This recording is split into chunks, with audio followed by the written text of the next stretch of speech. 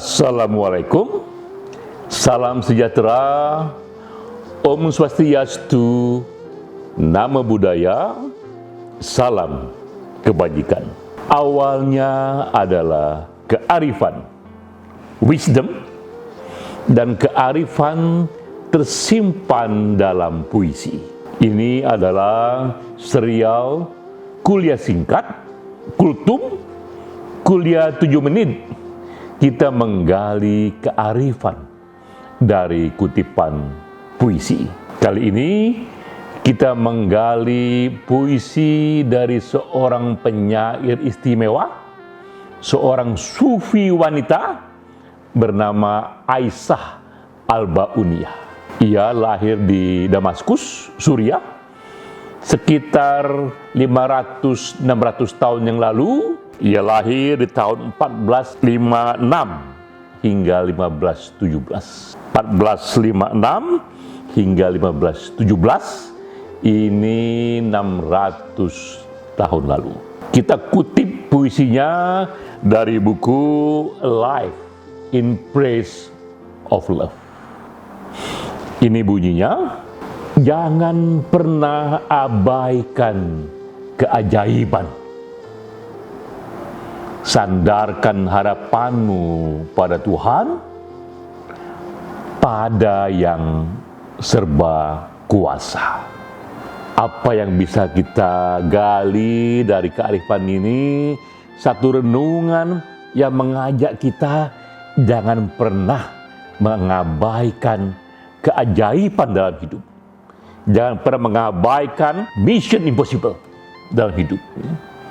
Nah, untuk bisa kita ayati renungan ini, kita gali dulu riwayat hidupnya, karena acap kali puisi atau renungan itu hanyalah endapan batin dari perjalanan sang penyair. Kita temukan sesuatu dalam hidupnya untuk menafsir kutipan ini.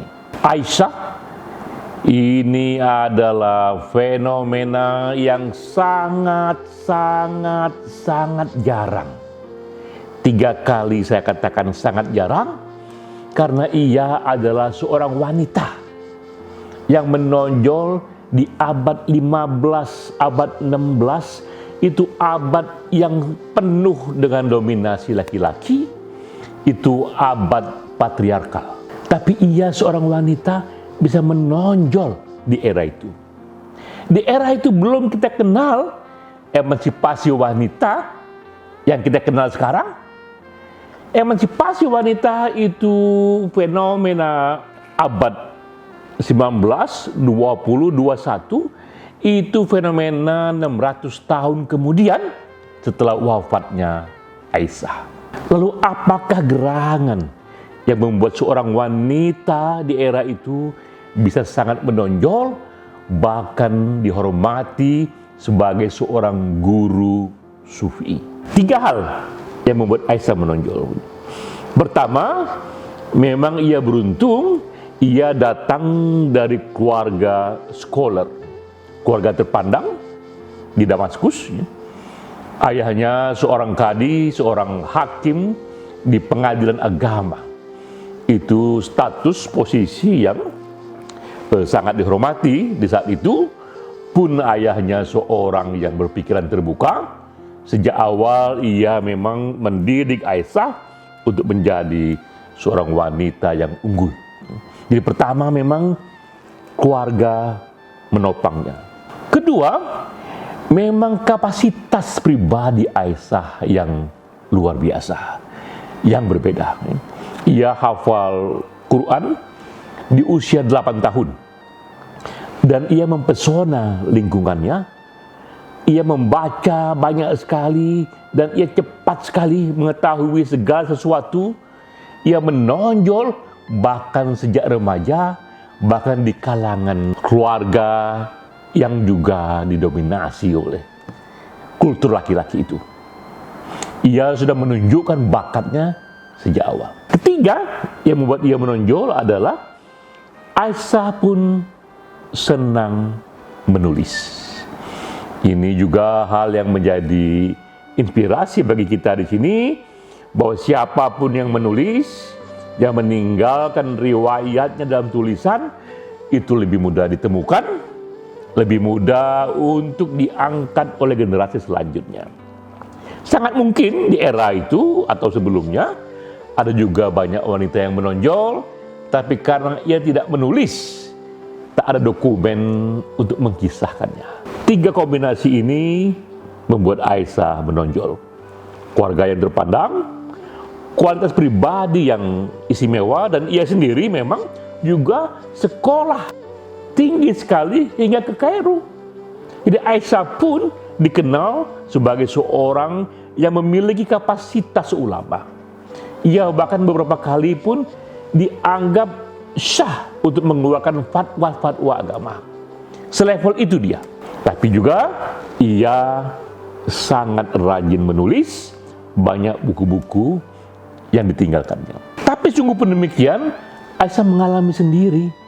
Tak mudah baginya untuk diterima di dunia publik, di ruang publik, di kolega yang didominasi oleh laki-laki. Lebih karena ia perempuan.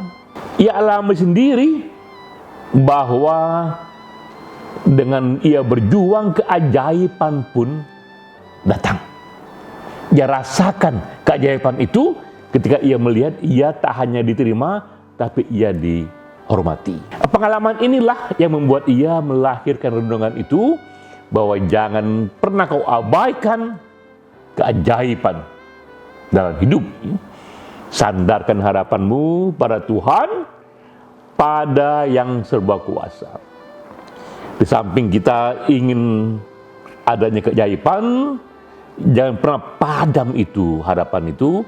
Jangan pernah kita biarkan ia hilang, tapi hidup-hidupkan dan sandarkan pada metafor yang besar, yaitu yang serba kuasa. Apa yang bisa kita petik dari renungan puisi Aisyah bagi kehidupan masa kini?